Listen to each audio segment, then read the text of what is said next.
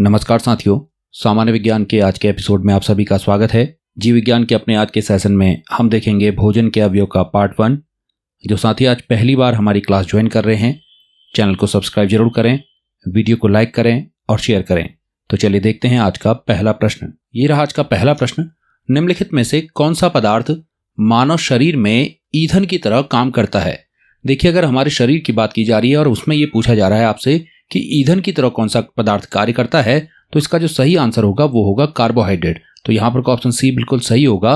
मानव शरीर में कार्बोहाइड्रेट ईंधन की तरह कार्य करता है। देखिए, कार्बोहाइड्रेट हमारे शरीर में ऊर्जा का मुख्य स्रोत है और हमारे शरीर की जो कुल ऊर्जा की आवश्यकता है उसका लगभग 50 से 79% की जो मात्रा है उसकी पूर्ति कार्बोहाइड्रेट के द्वारा की जाती है। और अगर हम बात करें 1 ग्राम ग्लूकोज के ऑक्सीकरण की, तो 1 ग्राम ग्लूकोज के ऑक्सीकरण से 4.2 किलो कैलोरी ऊर्जा प्राप्त होती है। ये भी आपने याद रखना है। चलिए देखते हैं आज का दूसरा प्रश्न। शहद का प्रमुख घटक है। देखिए, जो शहद है उसका जो प्रमुख घटक है वो होता है फ्रक्टोज। तो यहां पर को जो ऑप्शन डी है वो बिल्कुल सही होगा। फ्रक्टोज शहद का प्रमुख घटक है। सुक्रोज और माल्टोज के बारे में भी थोड़ा जानते हैं। देखिए, अगर सुक्रोज की बात की जाए तो इसे हम कहते हैं चीनी या फिर इसे टेबल शुगर के नाम से जाना जाता है। और अगर हम माल्टोज की बात करें तो यह है माल्ट शुगर। और ये जो माल्टोज है ये खाद्य पदार्थों में पाया जाता है और ये स्टार्च के पाचन से बनता है। ये आपने याद रखना है कि जो माल्टोज शुगर है वो स्टार्च के पाचन से बनेगा। और अगर बात करें फ्रक्टोज की, तो फ्रक्टोज फलों और शहद में पाया जाता है। इसके साथ ही जो फ्रक्टोज है उसे फल शर्करा के नाम से जाना जाता है। ये बहुत इंपॉर्टेंट है, आपने याद रखना है कि फ्रक्टोज को फल शर्करा के नाम से भी जाना जाता है। और अगर हम शहद की बात करें तो शहद में फ्रक्टोज की लगभग 38.19% मात्रा उपस्थित रहती है। तो इस प्रकार से फ्रक्टोज शहद का एक मुख्य घटक है। अगले प्रश्न पर चलते हैं। मानव शरीर में कार्बोहाइड्रेट पुनः संग्रह होता है। मानव शरीर में कार्बोहाइड्रेट पुनः संग्रहित जो किया जाता है वो किया जाता है ग्लाइकोजन के रूप में। तो इस प्रकार से यहाँ पर ऑप्शन डी बिल्कुल सही होगा। मानव शरीर में कार्बोहाइड्रेट ग्लाइकोजन के रूप में पुनः संग्रहित होता है। चलिए थोड़ा इस ग्लाइकोजन संचय के बारे में जानते हैं। देखिए, अगर हम बात करें हमारे रक्त शर्करा की, तो जैसे ही हमारे रक्त में शर्करा का स्तर अधिक हो जाता है एक हार्मोन निकलता है जिसका नाम है इंसुलिन। ये बहुत इंपॉर्टेंट है, आपने याद रखना है। इंसुलिन एक ऐसा हार्मोन है जो रक्त शर्करा के स्तर को कम करता है। ये जो इंसुलिन हार्मोन है ये ग्लूकोज को ग्लाइकोजन में बदल देता है। इस प्रकार से ये रक्त शर्करा के स्तर को कम करता है। तो अगर आपसे पूछा जाए कि रक्त शर्करा के स्तर को कम करने वाले एक हार्मोन का नाम बताइए, तो वो है इंसुलिन। तो इंसुलिन कर देता है ग्लूकोज को ग्लाइकोजन में परिवर्तित। और ये जो परिवर्तन होता है ये होता है यकृत में और कंकाल की मांसपेशियों में। और इस प्रकार से ग्लूकोज को ग्लाइकोजन में इंसुलिन के द्वारा परिवर्तित करना कहलाता है ग्लाइकोजेनेसिस। ये भी आपने याद रखना है, एग्जाम के पॉइंट ऑफ व्यू से ये बहुत इंपॉर्टेंट है कि ग्लूकोज को ग्लाइकोजन में परिवर्तित करने वाले एक हार्मोन का नाम बताइए, तो वह है इंसुलिन। और इस प्रक्रिया को कहा जाता है ग्लाइकोजेनेसिस। अब देखते हैं आज का अगला प्रश्न। लंबे समय तक कठोर शारीरिक कार्य करने के पश्चात मांसपेशियों में थकान का अनुभव होने का कारण क्या होता है, ये आपसे पूछा जा रहा है। देखिए, अगर लंबे समय तक हम कठोर शारीरिक व्यायाम करते हैं तो हमारी मांसपेशियों में ऐंठन हो जाती है या फिर हमें थकान होती है। उसका जो प्रमुख कारण है वो है लैक्टिक एसिड का संचय होना। तो इस प्रकार से यहाँ पर ऑप्शन डी बिल्कुल सही होगा। लंबे समय तक कठोर शारीरिक कार्य के पश्चात हमारे शरीर में थकान का अनुभव करने का कारण है लैक्टिक एसिड का संचय होना। चलिए देखते हैं कि लैक्टिक एसिड का संचय हमारी मांसपेशियों में किस प्रकार होता है। देखिए, जब हम कठोर व्यायाम करते हैं तो उस समय हमारी जो मांसपेशी की कोशिकाएं होती हैं, इन कोशिकाओं को ऑक्सीजन की अधिक आवश्यकता होने लग जाती है। लेकिन इस स्थिति में जो हमारा परिसंचरण तंत्र है इन कोशिकाओं में पर्याप्त मात्रा में ऑक्सीजन को नहीं भेज पाता। अब जब पर्याप्त मात्रा में ऑक्सीजन नहीं पहुंच पाती है तो हमारी जो इन कोशिकाओं को ऊर्जा चाहिए वो भी कम होने लग जाती है। ऐसी स्थिति से बचने के लिए ये जो कोशिकाएं हैं इस ऊर्जा की आपूर्ति को बनाए रखने के लिए करने लग जाती हैं अवायवीय श्वसन। तो ये आपने याद रखना है, ये बहुत इंपॉर्टेंट है कि ऊर्जा की आवश्यकता को पूरा करने के लिए हमारी जो मांसपेशी की कोशिकाएं हैं वो कम ऑक्सीजन की उपस्थिति में अवायवीय श्वसन करने लग जाती हैं, जिससे कि हमारी मांसपेशियों में ग्लूकोज विखंडित हो जाता है लैक्टिक एसिड में।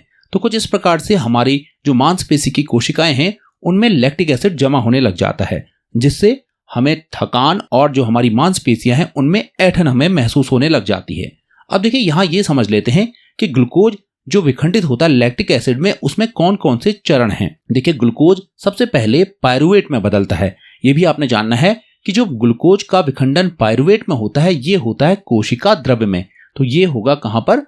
कोशिका द्रव्य में। ये भी आपसे पूछा जा सकता है कि ग्लूकोज का विखंडन कोशिका में कहां पर होता है, तो ये होता है कोशिका द्रव्य में। इसके बाद जो ये पायरुवेट है, ये लैक्टिक एसिड में विखंडित होता है और ये होता है माइटोकॉन्ड्रिया में। ये आपने याद रखना है कि जो पायरुवेट का विखंडन है वो होता है माइटोकॉन्ड्रिया में। ये होगा माइटोकॉन्ड्रिया में। तो ये भी आपने याद रखना है कि पायरुवेट विखंडित होता है माइटोकॉन्ड्रिया में और ये हो जाता है लैक्टिक एसिड में परिवर्तित और इसके साथ निकलती है ऊर्जा। और इस लैक्टिक एसिड के कारण ही हमारी जो मांसपेशियां हैं वो महसूस करती हैं ऐंठन का, जिससे हमारी मांसपेशी में होता है दर्द। तो ये लैक्टिक एसिड है इसका प्रमुख कारण। चलिए अब देखते हैं आज का अगला प्रश्न। रक्त ग्लूकोज स्तर सामान्यतः व्यक्त किया जाता है। देखिए, अगर हम बात करें रक्त के ग्लूकोज स्तर को व्यक्त करने की, तो इसे व्यक्त किया जाता है मिलीग्राम प्रति डेसीलीटर में।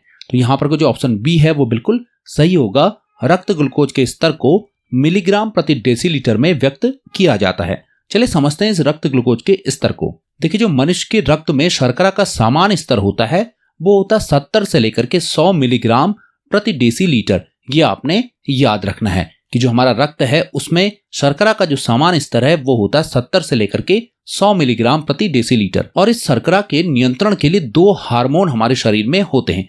उनमें से एक है इंसुलिन और दूसरा है ग्लूकेगॉन। अब चलिए इन दोनों हार्मोन्स के बारे में थोड़ा जान लेते हैं। देखिए, जो हार्मोन है इंसुलिन और ग्लूकेगॉन, ये निकलते हैं हमारे अग्नाशय के आइलेट्स कोशिकाओं द्वारा। ये आपने याद रखना है, ये भी बहुत इंपॉर्टेंट है कि जो इंसुलिन और ग्लूकेगॉन हार्मोन है ये हमारे शरीर में कहां से निकलते हैं, तो ये निकलते हैं अग्नाशय द्वारा। अब देखिए, इंसुलिन और ग्लूकेगॉन क्या करेंगे। देखिए, जो इंसुलिन हार्मोन है, जब हमारे रक्त में ग्लूकोज की मात्रा बढ़ने लग जाती है तो ये इसे बदल देता है ग्लाइकोजन में और ये प्रक्रिया कहलाती है ग्लाइकोजेनेसिस। और इसके ठीक विपरीत, जब हमारे रक्त में ग्लूकोज की मात्रा कम होने लग जाती है तो ये ग्लाइकोजन फिर से बदल जाता है ग्लूकोज में और ये किया जाता है ग्लूकेगॉन हार्मोन के द्वारा। और इस प्रक्रिया को जो हम कहते हैं वो कहते हैं ग्लाइकोजेनोलिसिस। ये भी आपने याद रखना है। तो चलिए अब देखते हैं आज का अगला प्रश्न। प्रोटीन बनाने के लिए कितने एमिनो अम्ल की आवश्यकता होती है। देखिए, अगर हम बात करें प्रोटीन के बनाने की, तो प्रोटीन को बनाने के लिए 20 अमीनो अम्ल की आवश्यकता होती है। तो इस प्रकार से यहां पर ऑप्शन सी बिल्कुल सही होगा। प्रोटीन को बनाने के लिए 20 अमीनो अम्ल की आवश्यकता होती है। इन अमीनो अम्ल के बारे में थोड़ा समझते हैं। देखिए, प्रकृति में कुल लगभग 300 अमीनो अम्ल पाए जाते हैं। इनमें से जो हमारे शरीर में प्रोटीन निर्माण करते हैं वो हैं 20 अमीनो अम्ल। और इन 20 अमीनो अम्ल में से भी 11 जो अमीनो अम्ल हैं उन्हें कहा जाता है गैर आवश्यक अमीनो अम्ल। क्या आपने याद रखना है। इन्हें ऐसा इसलिए कहा जाता है क्योंकि ये शरीर द्वारा उत्पादित किए जा सकते हैं, इसलिए हम कहते हैं इन्हें गैर आवश्यक अमीनो अम्ल। और इसके साथ ही जो 9 अमीनो अम्ल बचे वो कहलाते हैं आवश्यक अमीनो अम्ल। ऐसा इन्हें इसलिए कहा जाता है क्योंकि जो हमारा शरीर है इनको संश्लेषित नहीं कर सकता है, तो इनकी आवश्यकता को पूरा करने के लिए हम इन्हें भोजन के द्वारा प्राप्त करते हैं। देखते हैं आज का अगला प्रश्न। प्रोटीन हमारे शरीर के लिए क्यों आवश्यक है। देखिए, अगर हम प्रोटीन की बात करें तो प्रोटीन जो है वो हमारे शरीर के ऊतकों की वृद्धि और मरम्मत के लिए आवश्यक है। तो इस प्रकार से यहां पर को ऑप्शन ए बिल्कुल सही होगा। प्रोटीन हमारे शरीर के ऊतकों की वृद्धि और मरम्मत के लिए आवश्यक है। अब देखते हैं आज का अगला प्रश्न। अल्फा कैरोटीन एक प्रोटीन है जो पाया जाता है। देखिए, अल्फा कैरोटीन जो प्रोटीन है वो पाया जाता है त्वचा में। तो यहां पर को ऑप्शन सी बिल्कुल सही होगा। अल्फा कैरोटीन त्वचा में पाया जाने वाला एक प्रोटीन है। अल्फा कैरोटीन के बारे में थोड़ा समझ लेते हैं। देखिए, जो अल्फा कैरोटीन प्रोटीन है ये हमारे बालों, नाखूनों और त्वचा की जो बाहरी परत है उसका प्राथमिक घटक होता है। और इसके साथ ही एक और बात जान लेते हैं कि जो हमारा लाल रक्त है उसकी जो कोशिकाएं हैं उनमें भी एक प्रोटीन पाया जाता है जिसे हम कहते हैं हीमोग्लोबिन। ये आपने याद रखना है कि हमारे रक्त में जो पाया जाने वाला प्रोटीन है उसका नाम है हीमोग्लोबिन और इसका जो कार्य है वो है ऑक्सीजन का परिवहन करना। और रक्त में हीमोग्लोबिन की कमी के कारण हो जाता है एनीमिया। ये भी आपको पता होना चाहिए। चलिए अब देखते हैं आज का अगला प्रश्न। निम्नलिखित में से किसमें सबसे अधिक प्रोटीन पाई जाती है। देखिए, अगर हम दालों की बात करें तो इन दालों में से जो सबसे अधिक प्रोटीन पाई जाती है वो है सोयाबीन। तो यहां पर को ऑप्शन सी बिल्कुल सही होगा। सोयाबीन एक ऐसी दाल है जिसमें सबसे अधिक प्रोटीन पाई जाती है। देखिए उड़द में जो प्रोटीन पाई जाती है वो पाई जाती है 25%। अरहर की बात करें तो उसमें पाई जाती है 6%। अब देखिए सोयाबीन में लगभग 42% जो प्रोटीन है वो पाई जाती है। चने की अगर हम बात करें तो उसमें 13% प्रोटीन पाई जाती है। चलिए अब देखते हैं आज का अगला प्रश्न। दूध में पाया जाने वाला प्रमुख प्रोटीन है। देखिए जो दूध में प्रमुख प्रोटीन पाया जाता है वो है केसिन। तो यहां पर को ऑप्शन डी बिल्कुल सही होगा। दूध में केसिन प्रोटीन प्रमुखतः पाया जाता है। देखिए अगर हम दूध की बात करें तो दूध में 2 प्रकार के मुख्य रूप से प्रोटीन पाए जाते हैं।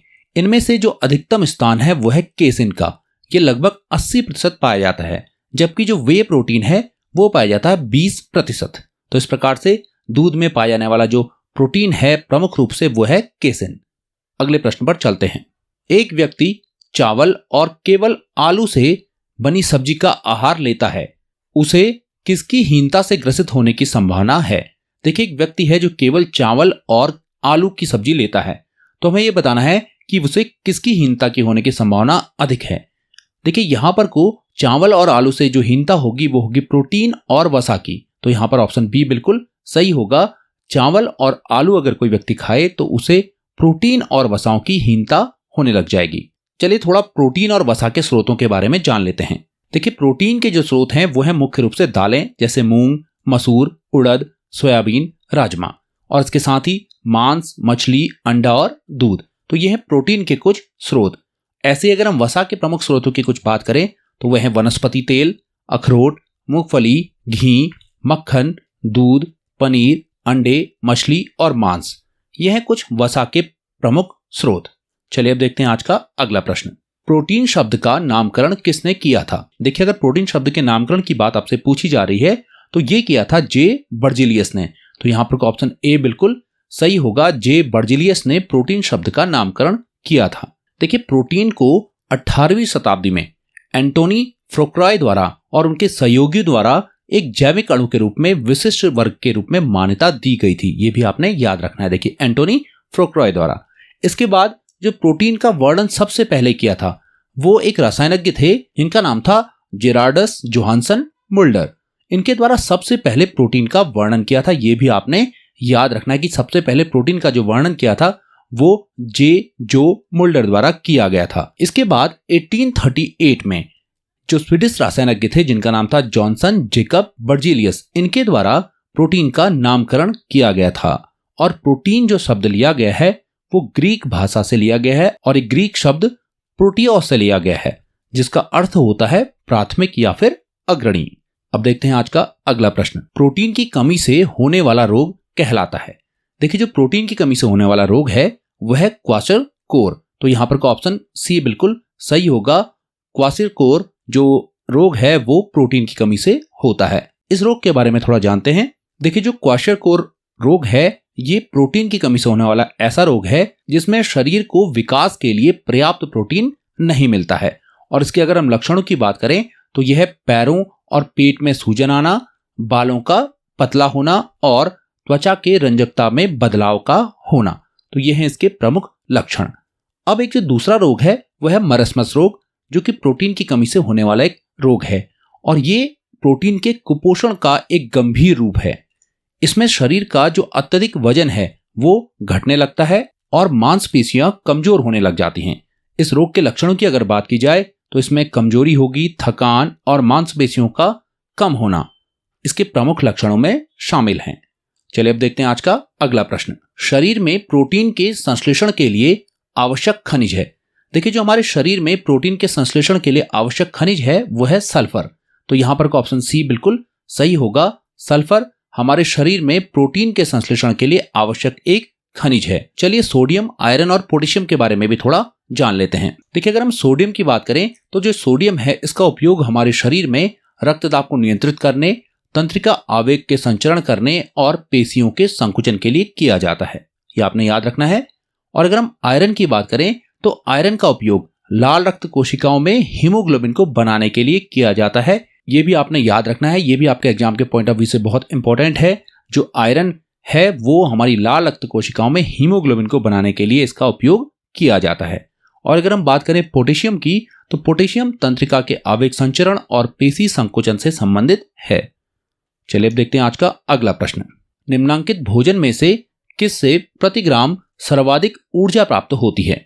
देखिए, हम सर्वाधिक ऊर्जा अगर प्रति ग्राम बात कर रहे हैं तो वो प्राप्त होती है वसा से। तो यहां पर ऑप्शन बी बिल्कुल सही होगा। वसा से प्रति ग्राम सर्वाधिक ऊर्जा प्राप्त होती है। देखिए, वसा से हमारे शरीर को लगभग 9.5 किलो कैलोरी प्रति ग्राम ऊर्जा प्रदान होती है, ये आपने याद रखना है। और अगर हम कार्बोहाइड्रेट और प्रोटीन की बात करें तो ये दोनों ही लगभग समान मात्रा में ऊर्जा उत्पन्न करते हैं, जो कि है 4 किलो कैलोरी प्रति ग्राम। ये भी आपने याद रखना है। तो इस प्रकार से वसा से सर्वाधिक ऊर्जा हमारे शरीर को मिलती है, जो कि है 9.5 किलो कैलोरी प्रति ग्राम। ये थे आज के कुछ प्रश्न। उम्मीद है आपको पसंद आए होंगे। अगर आपको ये सीरीज पसंद आ रही है तो चैनल को सब्सक्राइब जरूर करें, वीडियो को लाइक करें और शेयर करें।